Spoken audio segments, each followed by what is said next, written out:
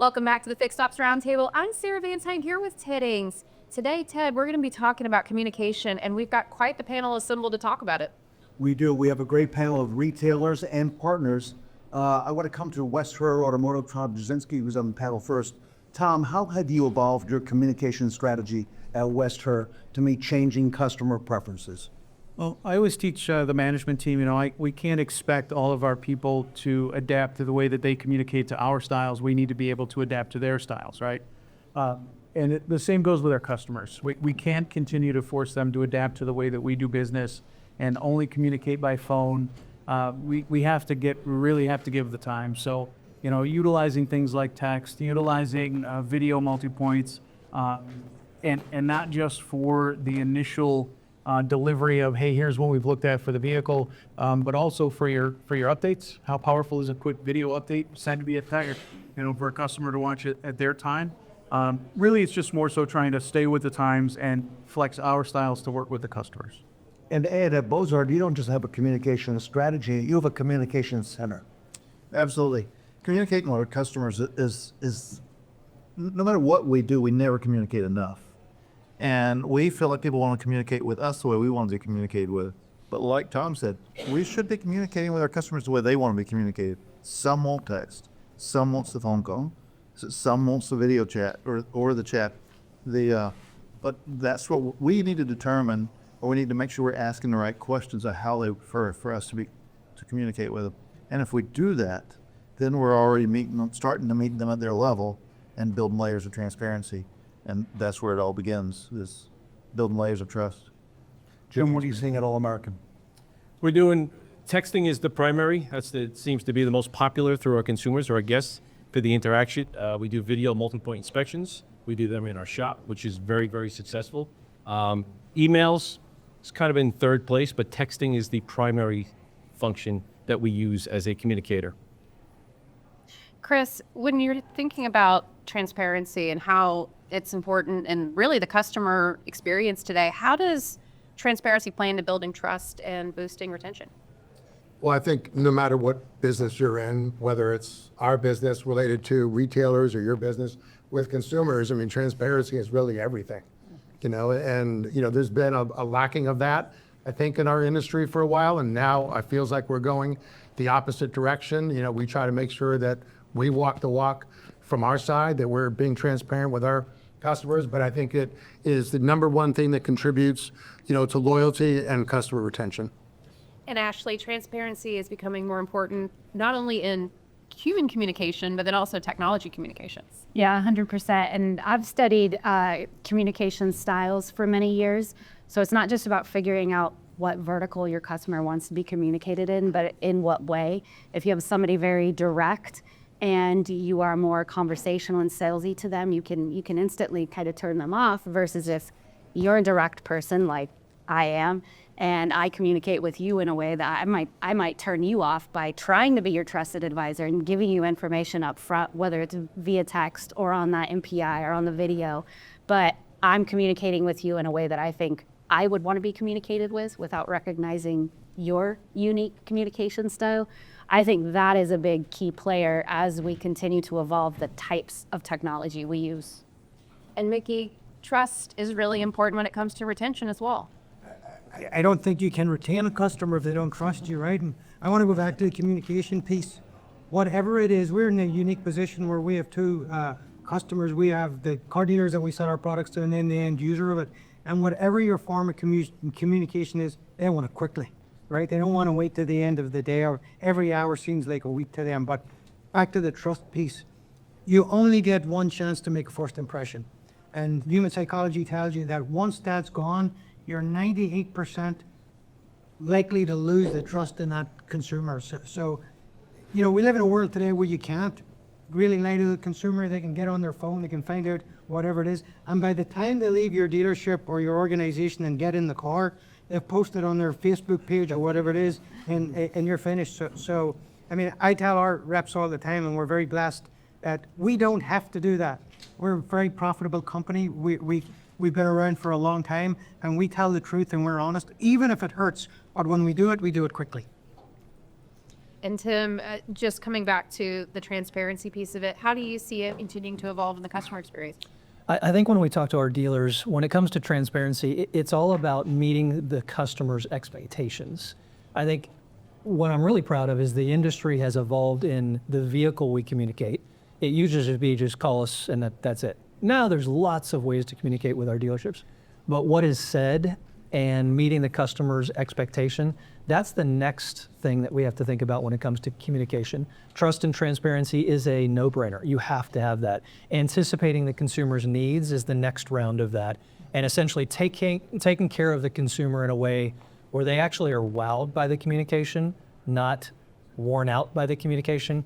That's where we see dealerships really pulling away to that greatness. And Maureen, thinking about that trust element when it comes to how the customer is looking at the ROs, what are you seeing? You know, it's really interesting. I always think of customers so globally, right? You've got the customers that come in and buy our products and our services. You've got our internal customers, which are our employees. We've talked about our beloved technicians. And uniquely as a partner, we have all of you that are our partners. And when you ask for input, you have to take action on it. And one of the things that we have instituted is an advisory council made up of uniquely different sized dealerships from different areas of the country. Because if you don't understand your customers' pain points, it's very difficult to actually service and deliver excellence. And that same whether it's within the dealership. So on a best practice example I'd love to give it is David Long is a huge supporter of Fixed Ops Roundtable from Hansel Automotive Group. And he said, I realized that as an executive GM, I was meeting with all of my F&I managers, all my service managers. I never met with my technicians ever. And so he started doing a roundtable with technicians, but took it another level farther by having them do minutes and then getting back to them at the next meeting on exactly what they had accomplished.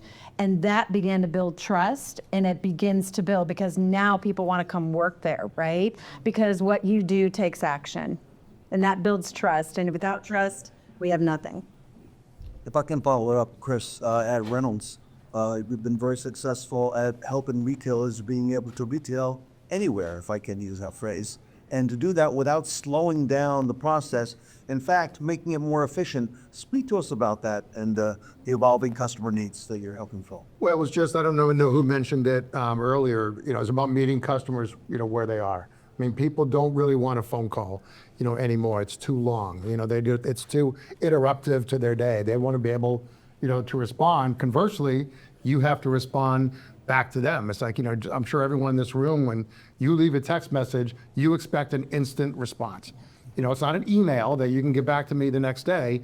You expect an instant response. So it's about enabling them to meet the customer where they are. So for things like, when you're testing a customer about, adding work, to repair order, we see the acceptance rate, is much higher. We see a decrease in one-line ROs. So all the things that we want to see, moving, those are the things that we see moving just from communicating to customers in a different way, but in the way that they want to be communicated with. And Maureen, at Dynatron, you're helping dealers to do that as well. Speak to that, if you would.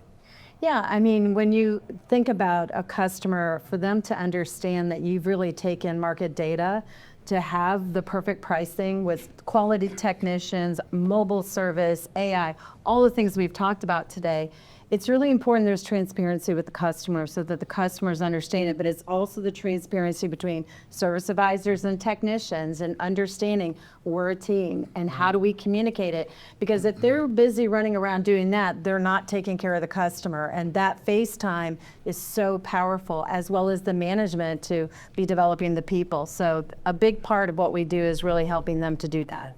And actually, this really is the dawn of a new day with all the things such as telematics that are now built into the cake, baked into the cake, if you will. Yeah. You're helping dealers go the last mile on communicating that to the customer. Speak to us about that because that's brand new. Yes, brand new, hot off the press.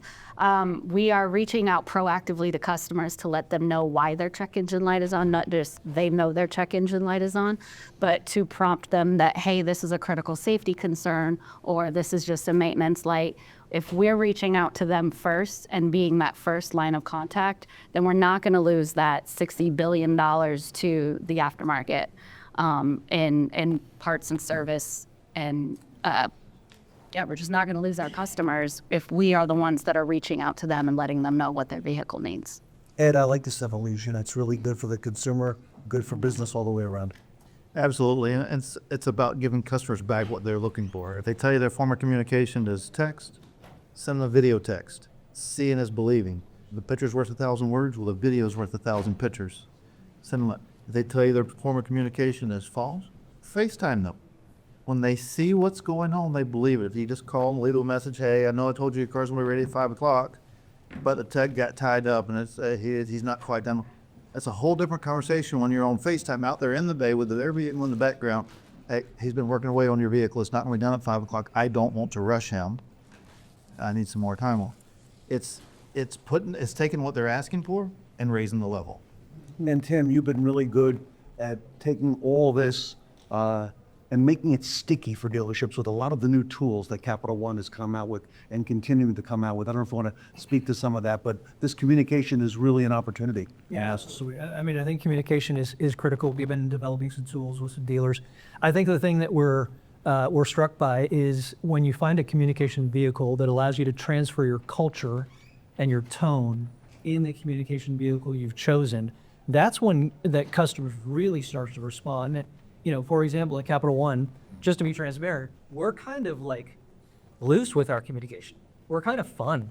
We're actually trying not to be real stuffy when it comes to communication. We're trying to be a little cheeky, and we found that some dealers are kind of in the same boat. I think recognizing that consumers are very busy, they have their own lives, and they need to communicate in either a very fast way or maybe a little bit less of a stressful way. And so that's the thing we're trying to build into things like Chat Concierge and the vehicles we're using to communicate between dealerships and consumers. Sarah, exciting times. It really is, Ted. We've got a lot to look forward to in this industry. Want to thank the communication panel, everybody. Thank you for all you do for the industry. Great to have you with us here at the Fixed Ops Roundtable. We're in New York City. We are at the home of Uber at the World Trade Center, and Sarah and I will be right there.